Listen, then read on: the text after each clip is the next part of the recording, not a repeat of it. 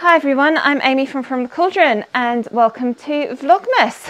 If you tuned in yesterday, you will recognise this yarn. This was the extra skein of yarn I put in to soak up that little bit of extra dye. It's been on the heat for about 5 minutes now, 5-10 minutes, and the water is completely clear. So, but I'm not going to leave it like this. I'm going to turn it a little bit more Christmassy. I'm going to take it, turn off the heat, take this out, and let's have a little bit of fun with this extra skein of yarn. I am going to speckle Scarlet acid dye from Dyer on this, and I might speckle a little bit of emerald as well. This emerald is what this colour is, just a very, very dilute version.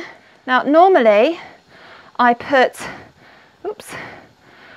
a zip tie on my yarn to try and keep it from turning into a tangled mess.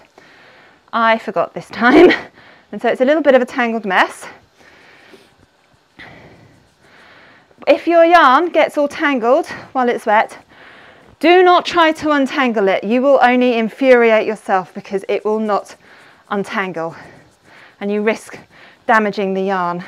Now I've got my mask on, got my gloves on, and I have protected my surface with a towel, and I've got some cling film here as well.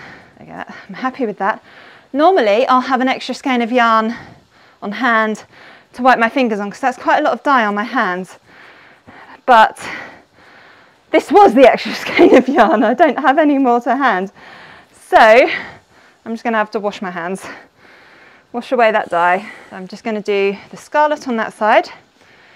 I'm going to very, very carefully flip this. Yeah, there we go. See, there's a big old tangle there. Try and spread some of this out. Because I've been touching wet yarn to make sure my hands are dry again. Now, this is an animal fibre, so it needs the right dye. It's got acid dye. It needs heat, which I'm going to steam set it soon. And it needs an acid, such as citric acid or vinegar.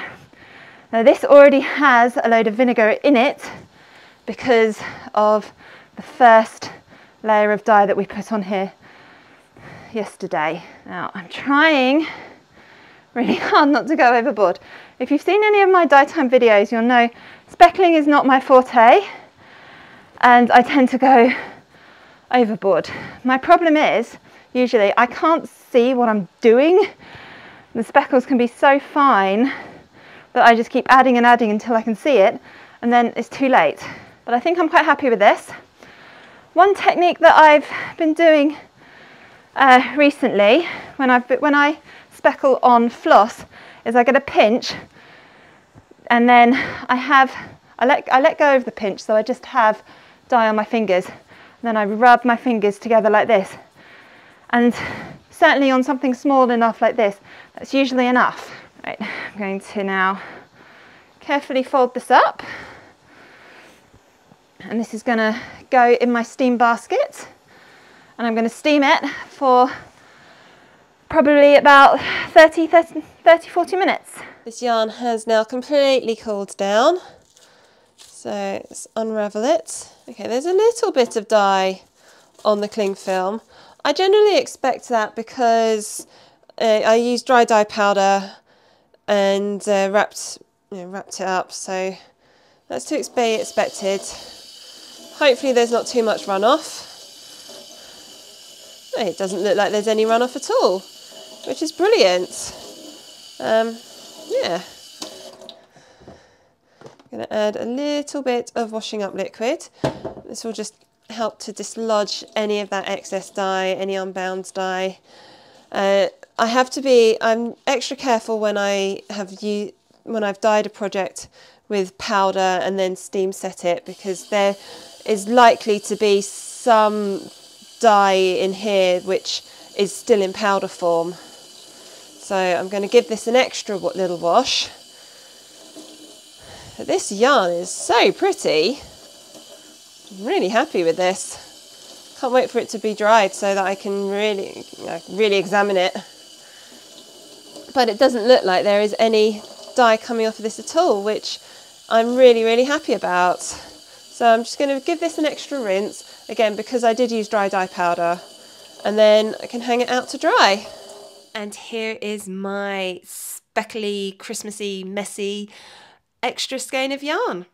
I love, love, love this. It is fun, it is unpredictable, it is just, I love it.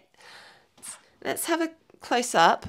You can see the pale green base throughout, and then I speckled the red and green on, and that green, that emerald green, is a real it's a real wild card. I haven't really used it that much, so I didn't know how it would behave, but you can see all these blue specks and yellow specks have come from that emerald green breaking into the colours it's made of, and that has added to the wildness of this yarn.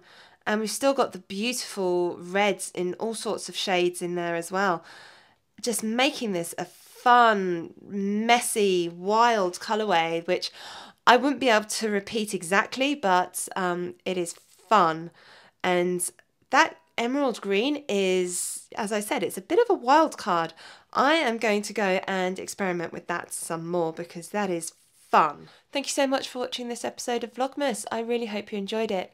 Tune in tomorrow for another Vlogmas episode. If you are enjoying my dyeing videos, I have a weekly dyeing series where I dye pretty much anything I can get my hands on. It's mostly yarn. I do have fibres and I do have cotton that I like to dye.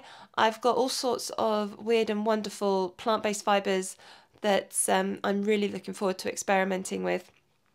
Including pineapple and rose and pearl. Tune into my Dye Time series to see what I do with those in the future.